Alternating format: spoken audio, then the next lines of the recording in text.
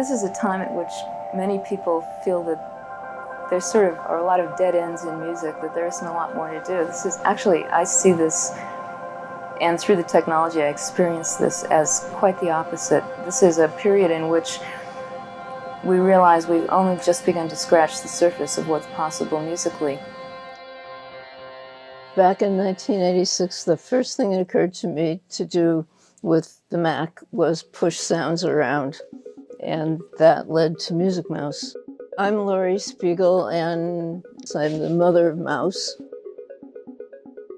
I've always been in awe of Laurie Spiegel. She's, a wonderful human, but so talented in so many different ways. But what she created was groundbreaking. She is a pioneer.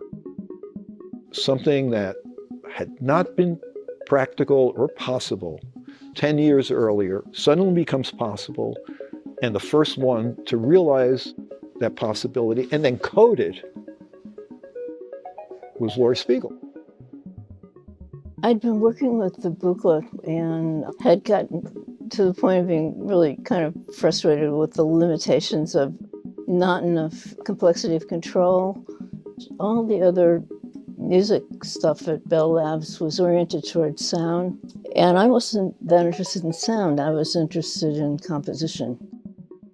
There are many composers today who are interested in using the computer to help them compose the music.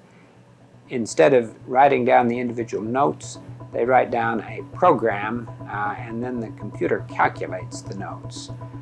An associate of mine, Laurie Spiegel, composes some of her music in this way. At the time, just about all the software out there were editors of one kind or another. Unlike the majority of music software available out there, this is not an editor in any way. This is actually a program which turns the Macintosh into an instrument which you play. Mm-hmm. And unlike traditional instruments, on the other hand, it uses the logic of the computer supportively to musical expression. Just directly playing an instrument, that's the most primary form of doing music, and people weren't doing that. Initially I wrote it for myself, and then friends would come over and play with it and want a copy, and then when enough people wanted a copy, it had to kind of become a product. Music Mouse is a good generator of ideas for composing. If you listen to my album, Unseen Worlds, the first 9 tracks on that album were all Music Mouse improvisations. But I haven't used Music Mouse in a long time because there wasn't an Eventide Music Mouse that ran on a modern Mac. I'm Joe. I'm a developer at Eventide, and I helped recreate Laurie Spiegel's Music Mouse. The way that this all started is I sought out to use Music Mouse. I could not find a reliable and consistent way, and I decided to make a recreation of it. Got in touch with Laurie Spiegel, and then she was responsible for introducing me to Eventide, where they let me know that they were trying to also recreate Music Mouse. We're really happy to have her voice in this application. Music Mouse is a groundbreaking instrument. It is as useful today as it was when she first introduced it. For Eventide, knowing this history, knowing who she is, I feel honored to be able to bring it back to life. It should exist. There are people out there who've used it. They're trained to use the instrument, and it's like if someone stopped making guitars, that would make no sense. The computer really is a folk instrument. Electronic music is like folk music.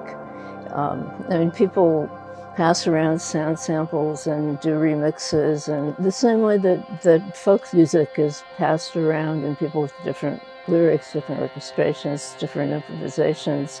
It's the computer and electronic music in general are folk media.